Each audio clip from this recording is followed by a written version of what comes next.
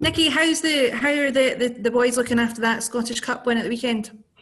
Yeah, good. You obviously all get confidence from winning any games, but it's always nice to kind of go through in the cups. It kind of keeps the last part of the season quite interesting in terms of having that to aim for, not just the league games. So yeah, the boys are all looking forward to it. It'll be hard on Saturday, but listen, we're looking forward to it.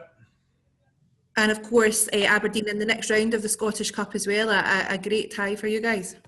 Yeah, again, another difficult one. Obviously, we'll be 3 away in a row now with that one. But listen, we've been up there and we've won already this season. We had a few boys missing that day as well. So listen, we've got there with confidence, knowing that if we turn up on the day, there's a good chance we could be in the next round. Okay, top 6 fixtures, exciting anyway for the guys to look forward to, but there's that chance of a European spot as well, isn't there? But with 5 spots coming to Scottish clubs this year, how much is that fueling you guys for the rest of the season? Yeah, massively. As you said, we kind of got that opportunity this year that 5th place might be could be good enough to get there. So listen, we've got a wee kind of a lead over St Johnstone just now, and we have to try and pick as many points up as we can before. Hopefully everything's done before the last game of the season. Going there, which will be a hard game in itself, but with probably that added wee bit of pressure on it, could be even harder. So for us, it's just picking up as many points as we can. As soon as we can, and if we can do that, then we can start looking up the way a wee bit. What's your contract situation for next season? I think David said that you have an option on your deal to stay another year. Is that something that is pretty much done? Yeah, basically done. Yeah, the club had an option of extending it for a 3rd year, and obviously they made it quite clear. I spoke to Davey and stuff that they're going to do that. So I'm not exactly sure when it'll kind of get announced or anything like that. But yeah, it's something I'm kind of really happy with. I enjoyed my time here so far. So I'm delighted to get that done. Nicky, the games against Celtic this season, the game at Parkhead, you lost 3-2, but that was close, wasn't it? Yeah. We went in front in the game, and probably the biggest thing for us probably about that game is when we went in front, we didn't stay in front for long enough. I don't think. I think they kind of hit back quite quickly, which obviously, when you go there, if you can get a lead, you need to see out the next 5-10 minutes to hopefully settle back down again. But listen, we were close. We had a big chance kind of last minute as well from a header that Carlo just missed. But listen, it's one of them. We know how difficult it's going to be. It's one of the harder places to go in the league. But we know if we perform on the day, then there's every chance we could take something. Just speaking as a player, when you walk onto a pitch at Celtic Park now, and you don't have 60,000 fans, against you, what difference does that make? At Parkhead, I couldn't tell you. I've never played Parkhead when it had been full. I was injured last year when we played there when there was fans. But no, listen, it does definitely make a difference. Even in terms of, if you can see out the first 15-20 minutes, a lot of the time the crowds at Ibrox and Parkhead can start getting on the backs of the home team. Because they're not in front and they think they should be. Whereas this year they don't have that kind of maybe added pressure of having to score early. So it's almost just relentless for 80-90 minutes, whatever it may be. They're coming at you the full time. So it's definitely different. I think Celtic play the crowd noise, which is a bit strange, obviously. Especially kind of delayed reactions with the shots and stuff when they go wide or whatever. A bit awkward, but no, listen, it's definitely different, but it seems like it's going to be the norm for the next wee while anyway, so we have to kind of get used to it. Are the grounds less intimidating without fans? Yeah. Is there less of a fear factor about going to Celtic Park? Potentially, obviously, our away record has improved massively this year compared to last year, and listen, that could be partly down to it. I think a lot of the time now, home advantage doesn't really count for much, to be honest with you. Just because, listen, there isn't 50,000-60,000 fans there, or wherever you go, like suppose getting up to Aberdeen at the start of the season and winning, might not happen if Aberdeen had a full crowd there and them kind of encouraging them on, or trying to get a reaction out of them if it's not going well. So listen, it's helped us this year, I think, in terms of our away record. We've obviously massively improved on last year, so it's something we've got to kind of use to our advantage. Thanks, mate. Nicky, you're going to Celtic Park for the third time this season. Obviously, you've got a fantastic record against Celtic at home. Do you think it would have been better if the tie was played having 2 home, 2 away, given the chance to maybe get some points against Celtic in the battle for Europe? Yeah, potentially. But I think obviously on the flip side, we've got Rangers at home 3 times. The way it's worked out, we only need to go there once. So just the way the fixtures have went, I understand probably they can't almost make it perfect in terms of everyone gets 2 away, 2 at home against all the teams. So, but listen, we've went there already this year, and obviously we lost 3-2, but we went there and got a draw as well. So we're not scared of going there, and we'll go there with confidence and try and take something again from the game. And you mentioned there about having the option for the third year of your deal at Livingston. Do you think the encouragement of potentially playing European football next season will encourage not only yourself but some of the others to sign on for next year? Hopefully. Like, I was European football or not, I was more than happy to be here because I really enjoy it. I get on well with the management team, I get on well with all the players. It's somewhere that I feel quite comfortable now playing. So for other players, hopefully it will. We've not got too many kind of out of contract, but for the ones that are and the ones that the management want to keep, hopefully kind of the lure of European football will keep them here. Thanks, Nicky. Nicky, seems to have been a big season for you. You've been you mentioned that injury you had last season. You were out for a while, but you've pretty much been a totally established regular in this team now. You feel you're kind of at the peak of your career. You're coming into the peak of your career. Yeah, as you said, obviously I missed a lot of the season last year, and for this year for me, I just wanted to, like, from a personal point of view, just play as much as I could. And as I said, I think I only played like 11, maybe 12 games last year, which was disappointing. But going into this season, I just wanted to play as much as I could, and I've managed to do that. I've kind of kept myself in the team for just about the majority of the season. So yeah, it's just about finishing the season off well as well. I feel like I've done all right this year. So just about the last, hopefully it's 8 or 9 games for us, including the cup. So hopefully if I can finish it off well, it's been a good season all round. Do you feel that the club, the team, this team has still got a lot of improvement in it if you can keep the bulk of it together and then push on again towards the end of this season, obviously, and then next season as well? Yeah, we've still got. Listen, we've got a lot of boys that maybe have only been here for a short period of time, and there's still players. Probably the management are trying to kind of get into the team and get into the squad and stuff like that, and the way we play. So listen, it's positive. We've managed to replace big players that left last year, and it hasn't really affected us in terms of we look on course to finish in the same position as last year. This year we've went one better in the cup, so I think it's been a positive season all round, to be honest. Nicky, your manager said, remember, that he wouldn't have been surprised to see you in the last Scotland squad. Is that still a realistic goal for you towards the end of the season?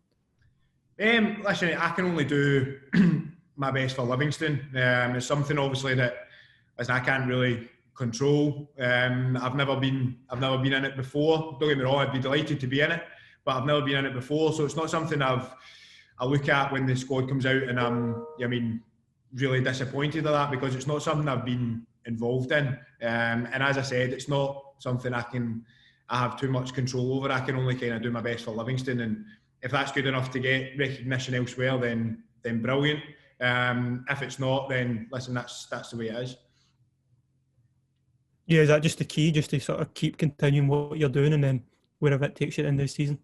Yeah, definitely. I think that's all you can do. You know what I mean? I know myself, if I have aspirations of getting into that squad, then unless I'm playing well for Livingston, it's not going to happen. So I've got to kind of just concentrate on doing well for Livingston at first, and then anything that comes after that's fantastic. You know what I mean? They don't seem to be doing too bad without me, to be honest with you. So and listen, I think it's probably a lot of talk because of the position, but I mean, I think Stephen O'Donnell's done very well for Scotland when he's played. So it's hard to kind of dislodge someone that's playing so well.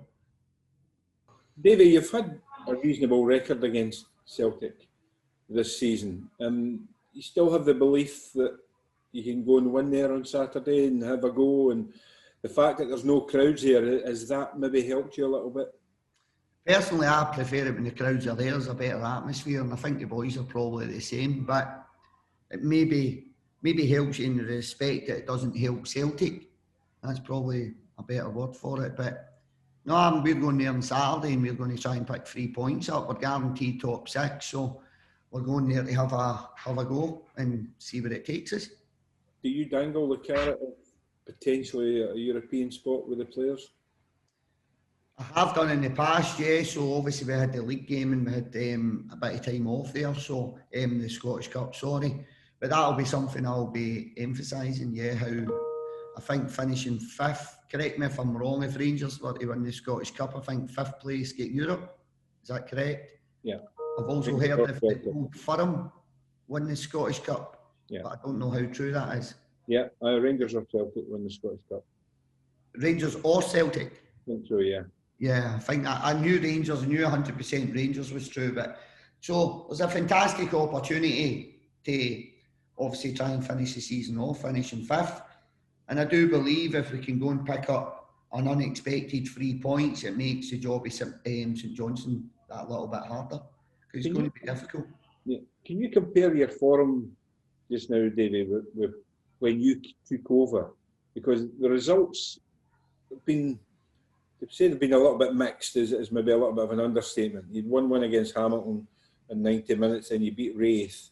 That's been it the last 9 games though, hasn't it, in terms of yeah, but it's again, you can't, like we went in that 14 game unbeaten run and everybody's like, oh, it's amazing. I never got up nor down, because it tells you that you're going to go on a run. You're at Livingston, you're going to go on a run of not winning games of football. It's a marathon, it's not a sprint. So where you're going to finish at the end of the season is the most important thing. At the start of the season, when we weren't picking points up, I honestly wasn't overly concerned, because I knew we were doing the right things. I trusted the process and I trusted the players. So if we were going to go on and keep winning games of football, as in the trajectory I had when I took over, we'd be winning league titles every year, which is, let's be honest, going on budget's impossible to do. So I'm more than happy with our form, Brian, if I'm honest. I'm more than happy with, I've expected it. I knew it would take a turn for the worse, but it's how you react to that, and it's how you start the next running form, if that makes sense.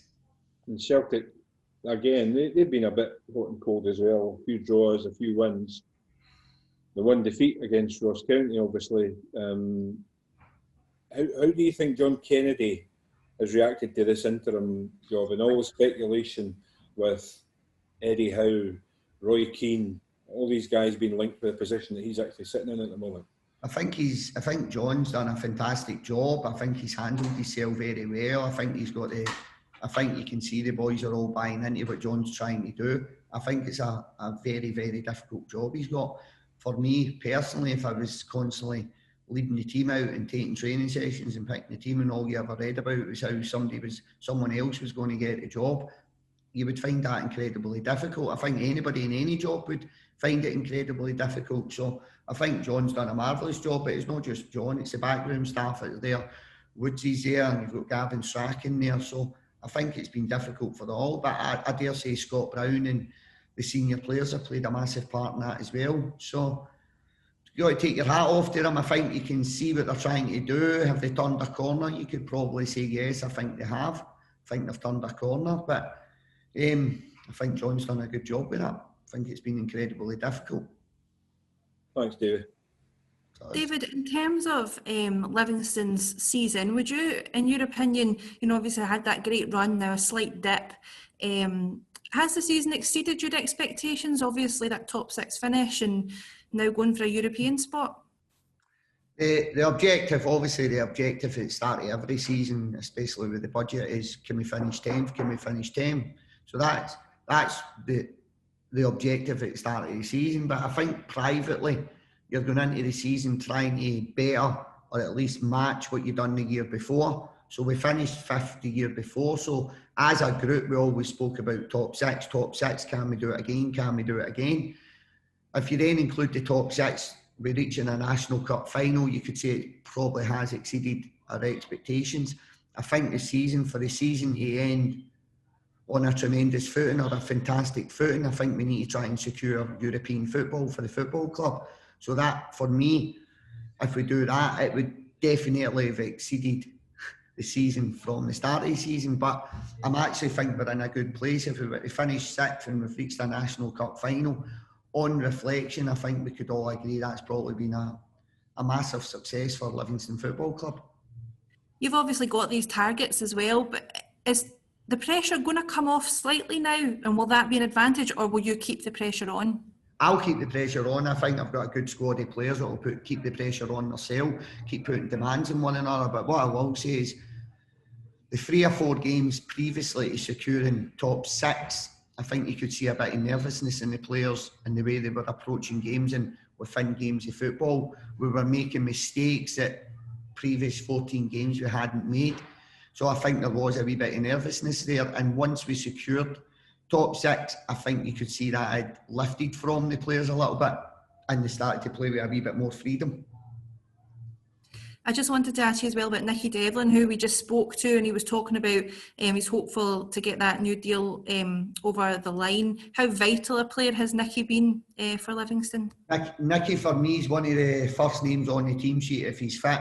He's one of the first names on the team sheet. He leads by example. And for me, Nicky gives me a 7, 8 out of 10 every week. And then he chips in other weeks with 9s and 10s out of 10. So Nicky's form never dips below what I would say worrying. He's always above average. Everything Nicky does is always above average. He gives me everything. He's a leader on the park, and I think Nicky's had a tremendous season. Last year he got a bad injury and he missed a massive part of the season. Then he was coming back and COVID hit.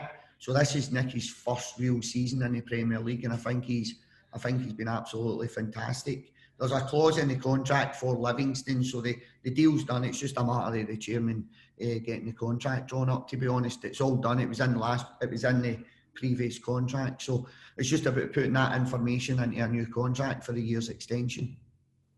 Brilliant, thank you. Cheers. Davey, where are you with other contracts that are coming up? I think I'm right in saying John Guthrie's got a similar sort of clause in his. John's contract's he's not signed the contract, but it's all been done legally, lodged by the, you've got to retain them, you've got to lodge the paperwork with the SFA and all that. So everything's been done. So John and Nicky have got years extensions on their contracts, albeit the new contract's not been signed. So they've all got, but that doesn't kick in.